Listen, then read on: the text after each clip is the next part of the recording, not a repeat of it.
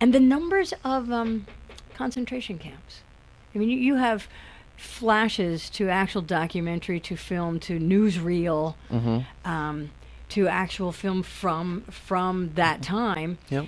And I didn't realize, I don't think fully how many camps there were, and they were marched from one to another to another. Mm-hmm.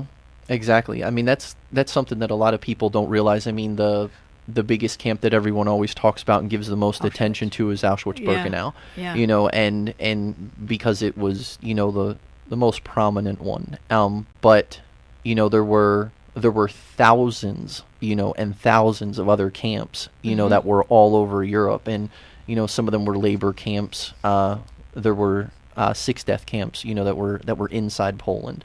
But there were, you know, thousands of camps. I don't know, I mean, that it's just Well, they don't even have to be the buildings either. Like the last one he was at, wasn't it just a patch in the woods? It was. Yeah, it's exactly. It was just like a lodge. Yeah, it was. That's like exactly it. I mean, he spent time in a Zeltlager, you know, which was just a tent camp, you know, that they threw up in. 'Cause they didn't know what to do with in the an people. area. Well, that's the whole thing. I mean, the problem that the Nazis had obviously was you had the Soviets that were closing in from the east, you know, and us and, you know, England and everyone closing in from the west, and it was like they started to bounce, you know, these people around and move them in on these death marches, and you know, soon it all collapses in on you. So they needed camps, you know, then let's fashion some tents here and have camps, and the camp that he was liberated from that Marguerite just mentioned is Gunskirchen, you know, which was one of the like 30 sub-camps of the Mauthausen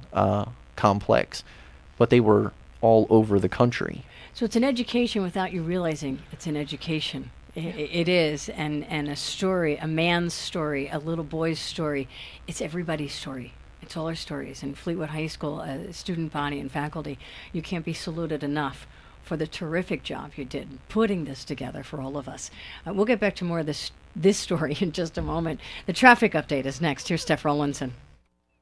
10 minutes before 4, Joe Painter with you. In studio with us is Sean Gaston, producer, director, screenwriter, 15 years in the film industry. And the last 5, he switched gears, and he decided to take all of that life experience and translate it to teaching. He does that, media and communications at Fleetwood. And Margariete Malenda is with us, a senior at Fleetwood High School. Colton Greiss is with us, also a senior. And Margariete was involved. Art is your love, and you gave that talent to this film. Misha's Fugue, and Colton, your passion for filmmaking. So you did a lot of the audio work for the film, piecing it together, the editing, etc. Yep. So there had to be a fair amount of editing, since in the end there was an interview that happened, but you only heard his side of it. Yeah, there was a lot of editing involved. His actual story, I believe it was like 3.5 to 4 hours, and we cut. Oh my! Yeah, we cut a lot of it out just to get like the main facts put in. A lot of stammers that we took out, like the uhs and like coughs and that kind of stuff. Just we had to clean everything up. Who made those decisions? Like, which part of the story ends up on the floor and which part ends up on the screen? Somebody has to do that. Mr. Gaston made a master script in the end. It was just like traditional screenplay script with like all the words that he wants in the final product and like the video that he wants to have on top of it and all that kind of stuff. So he was in charge of most of that, and then the students helped cut everything up. Get it to where you wanted it. Yeah, when we came back from Indianapolis, the first month, all of my students, and this is going back to some former students, there's close to 200 current and former students that have had a hand, you know, in a little part of this, or, you know, a major part of it. And the music. The entire score is The entire score Fleetwood was written by Justin Reinert, who was a former student, and then the music that you actually hear is played by some of the faculty members that are at Fleetwood, as well as, you know, 99% of them, the people playing were students. We did, I believe it was 4 recording sessions on stage.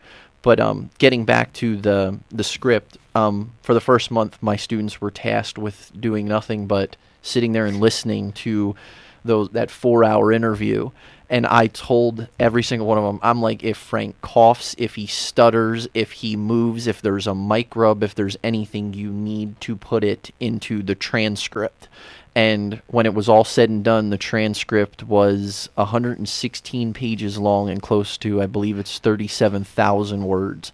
Wow. And I had that bound, and I handed all of that stuff over to Zachary Haupt in the English department, and he went through and basically pulled the narrative, and then we had, production meetings where we discussed, with Jennifer Goss, the important history aspects that we definitely need to keep in, and then I always fought for, the more artistic, like filmmaking type stuff, and then, Zach, was there to keep the narrative moving, and then once we had our script nailed down, then the kids went back in, and then they started to piece together those audio clips till we could have his narrative before we would start laying photos and everything else on top of it. All of that had to be impaired. You needed the groundwork because the film goes back and forth, and amidst the horror, there's this beauty.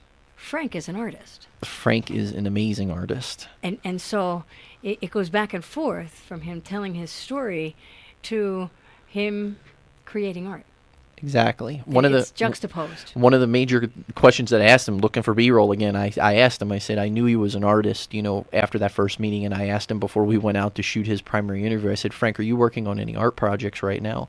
And he's like, yeah, I'm working on this little sculpture thing. It's, So he didn't make that for the film. He just happened to be working on it. No, not at all. He was I don't want to give that away. No, he was working on that for I think maybe a year and a half.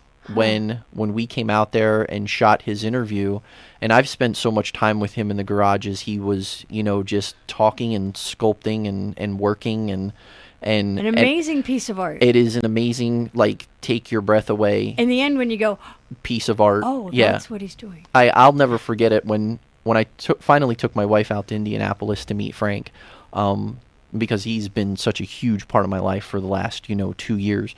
My wife had to meet him, so I took her out there, and this piece of particular artwork that he had was on display in the Indianapolis Art Center.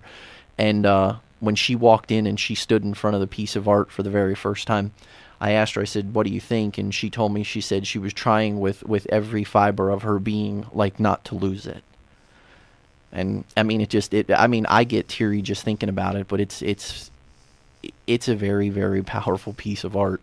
And that's the beauty of it. It's just, it's one little element in this whole big, huge thing that we call film.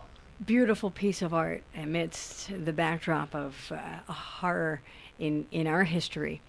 And amazing. He needed to tell this story. You said that nobody ever documented it when you met him. Mm-hmm. And I believe that meeting was meant to be because he needed to tell this story, and for you to be able to tell it with the talent of Fleetwood High School.